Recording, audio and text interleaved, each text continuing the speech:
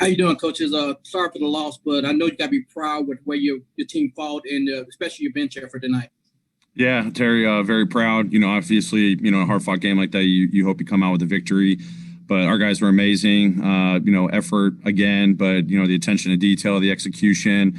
These guys for 48 minutes were unbelievable. Came up a little bit short in the end, one possession game, but really proud. So many good things to take away from this game and build on. As I say, whoever we play next, we just got to continue to build on this. Our aggressiveness, our execution on the defensive end, our togetherness, even on the defensive end. I mean, this is probably one of our best defensive outputs of the season.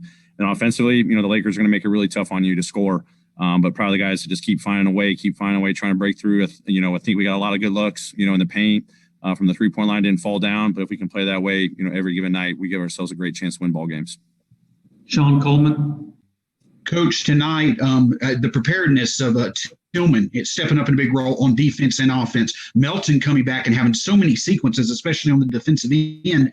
Obviously a lot of injuries to some starters right now, but this has to really, for lack of a better word, excite you if they are going to be in their roles currently or maybe off the bench in the future. The defensive potential of the different combinations you can put out on the court when the starters are out. It seems like there's a lot of different making defensive combinations up and down the roster.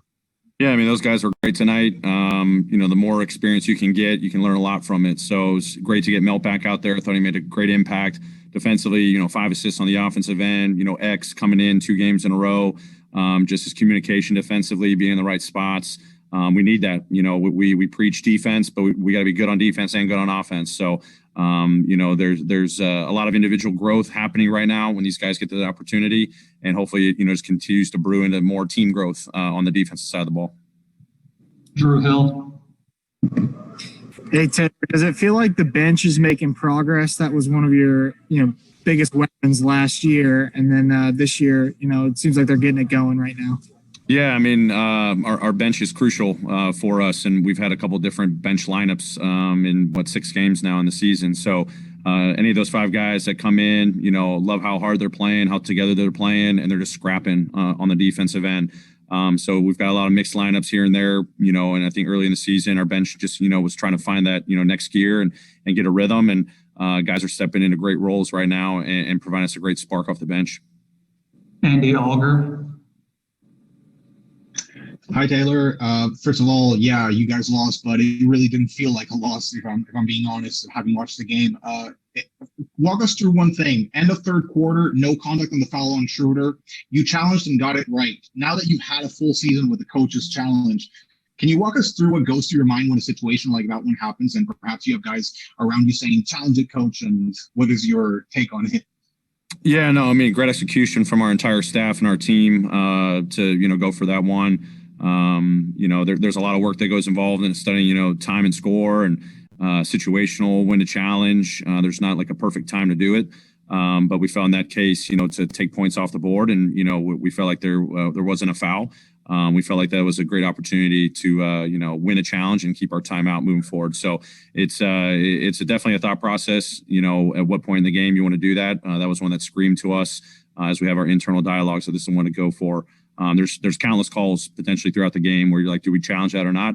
That was one that, we're really confident that hopefully it would be overturned, and glad that our team was able to pull that one out and get it overturned for us.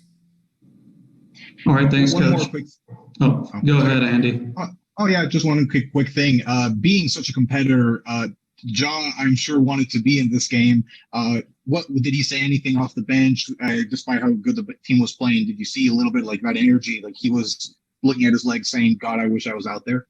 Yeah, I mean, I think Ja's been so locked in, even though he's not in the game action right now.